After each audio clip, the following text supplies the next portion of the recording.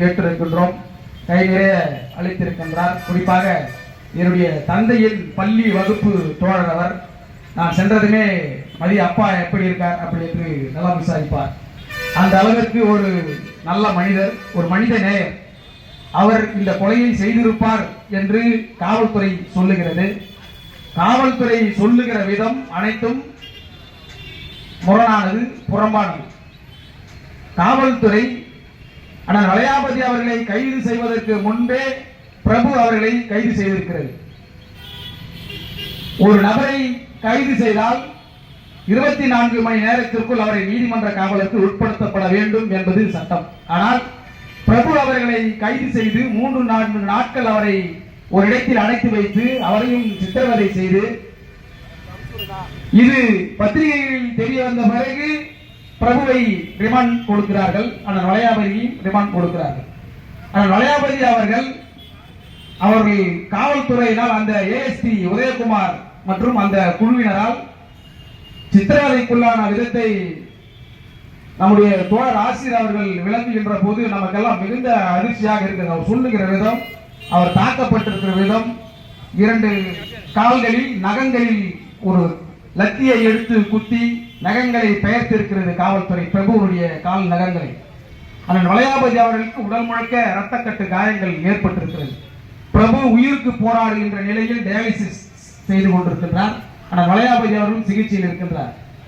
ASP Udhayakumar அண்மையில் நடந்து முடிந்த எங்களுடைய வில்லும் ஜனநாயக மாநாட்டிற்கு திருப்பெரும்புதூர்ல மாநாட்டுக்கு பேனர் வைக்கிறாங்க கட்சிக்காரங்க.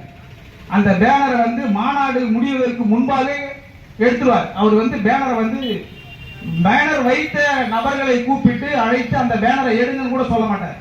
அப்படி கூட எடுக்க மாட்டார். அந்த பேனர் அப்படியே கீழ்ச்சிடுவார். அந்த ஆங்கிளோட தான் எடுக்க மாட்டார். அந்த பேனர் அப்படியே புடிச்சு கீழ்ச்சி தூக்கி போட்டுருவார்.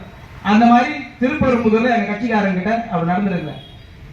கடந்த வாரம் கொடிக்காம்பம் ஏற்றப்பட்டிருக்கு. விசிகா கொடிக்காம்பம், அங்க எல்லா கட்சி கொடிக்காம்பம் இருக்கு.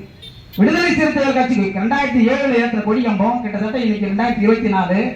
இவ்வளவு ஆண்டுகளாக பொது போக்குவரத்துக்கு பிரச்சனை கிடையாது, யாருக்குமே எந்த பிரச்சனை கிடையாது. அந்த கொடிக்கம்பம் ஒரு ஓரமா இருக்கு. அந்த கொடிக்கம்பத்தை எடுத்தே தீர்வேன் என்று சொல்லி ஒரே அடம்புச்சு நிறுத்தினார்.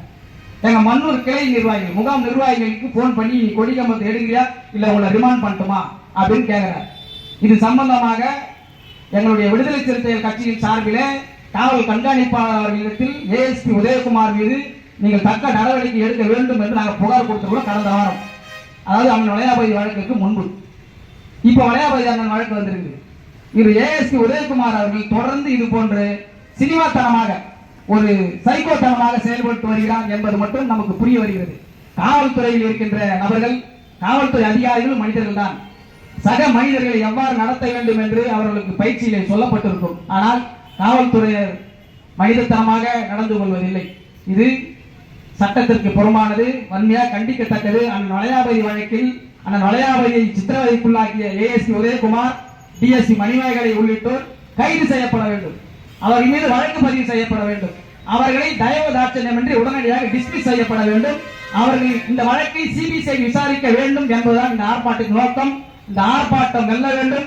இந்த நாங்கள் வைத்திருக்கின்ற இந்த கோரிக்கைகள் தவறும் பட்சத்தில், காவல்துறை இதிலே காலத்தை கடத்துகின்ற பட்சத்தில் இந்த கூட்டு இயக்கத்துடைய போராட்டம் தொடரும்.